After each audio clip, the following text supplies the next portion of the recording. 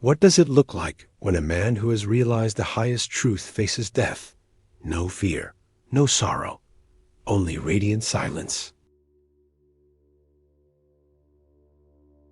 This is the story of Ramana Maharshi's final days, where suffering met grace, and the body dissolved, but the self remained untouched. The world watched as a dying sage taught his last lesson without saying a word. If you're seeking timeless wisdom beyond illusions, you're in the right place. Welcome to Truthfully Free, where we explore the deepest truths of existence, consciousness, and liberation. Hit subscribe and let's dive in. Now, let's journey into the last days of Ramana Maharshi, where silence spoke louder than words, and death itself bowed to the eternal self. The onset of illness. In late 1948, a small tumor was detected on Ramana Maharshi's left arm. Initially dismissed as a minor ailment, it soon became clear that the growth was malignant. Despite the urging of devotees, Ramana refused extensive medical treatment, accepting the condition with equanimity. When doctors recommended amputation, he calmly replied, "The body itself is a disease. Why remove a part when the whole is to go?" His indifference to the body's fate was not negligence, but the natural stance of a realized being who knew himself as the deathless self. He allowed treatments, homeopathy, Ayurveda, and finally allopathy only to pacify his devotees, not out of personal concern. Silence is the highest teaching. Throughout his life, Ramana Maharshi emphasized that silence was the most potent form of instruction. His famous saying, "Silence is the true Upadesa," teaching, was vividly illustrated in his final days. Even as pain racked his body, he remained inwardly absorbed in the self, seldom speaking unless necessary.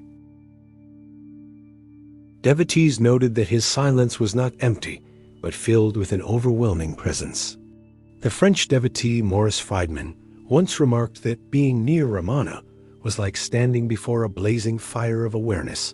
Words were secondary. In his last days, as speech became difficult, his silent gaze conveyed more than any discourse could. Grace in suffering. Ramana's illness became a means for devotees to witness his boundless compassion. Despite his suffering, he continued to receive visitors, blessing them with his glance or a faint smile. He never complained, never expressed distress, and even joked about his condition. When a devotee lamented his pain, Ramana responded, "Who is suffering? It is only the body." His grace flowed unconditionally. Stories abound of devotees experiencing deep peace or even spontaneous self-realization in his presence during these final months. One such instance was when a grieving mother brought her dead child to him. Ramana placed his hand on the boy, who miraculously revived. Such events were not displays of power, but natural expressions of his unity with the divine. The final days. By early April 1950, Ramana's condition worsened. He could no longer leave his couch, yet devotees still gathered around him, absorbing his presence. On April 14, 1950, he allowed himself to be moved to a larger room where crowds could sit with him. That evening, he asked his attendants to help him sit up, and with great effort, he gazed around the room, his eyes shining with divine light.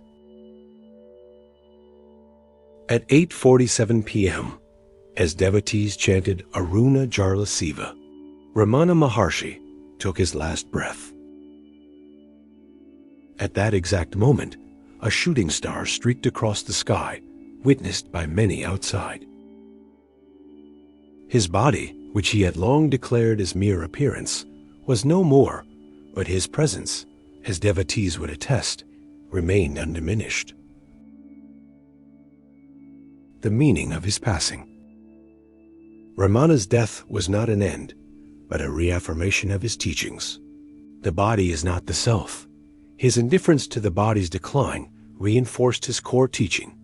You are not the body. You are the immortal self. Grace continues beyond death. Many devotees reported visions, dreams, and inner guidance from Ramana after his passing, proving that his grace transcends physical form. Silence is eternal. His silent presence, even in death, remains a living teaching for seekers. Ramana Maharshi's final days were a culmination of his life's message, an unshakable abidance in the self, radiating grace amidst suffering and demonstrating that death is merely the fall of the body, not the end of consciousness. His last moments were not a tragedy, but a final, powerful teaching. The body comes and goes, but the self is eternal. As he once said, "Where can I go? I am here." Indeed, Ramana Maharshi never left. His silence, grace, and presence remain alive in the hearts of those who seek the truth. Ramana Maharshi's final days weren't just a spiritual lesson, they were a living map. What if you could apply his wisdom right now in your ordinary moments? Let's explore how. 1. The body is an instrument, practical anchor. Next time you feel pain, maybe your knee aches or a headache starts, pause. Instead of thinking, "This is happening to me," try this. Take one deep breath and silently ask, "Who is aware of this sensation?"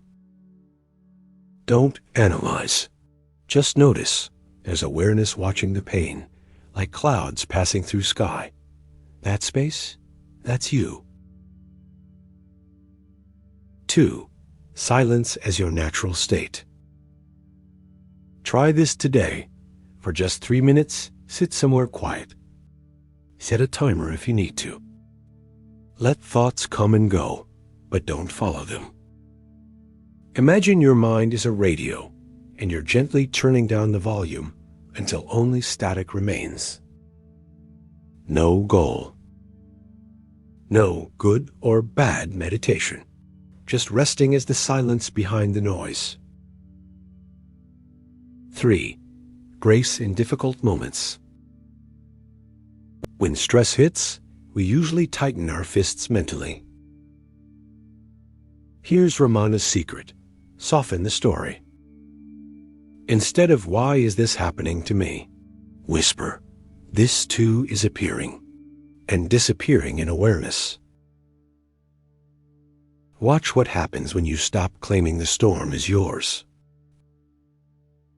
4. Death as a wake-up call. Here's a radical question to carry today. If I knew I'd vanish tomorrow, what would feel important right now?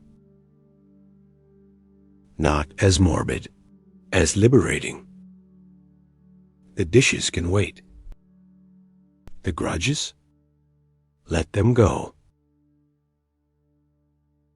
Ramana didn't teach us to think about death, but to live from its fearless clarity. These aren't philosophies to believe. They're experiments to try, like tasting honey for yourself. Start small. Watch closely. And remember, your awareness is already free.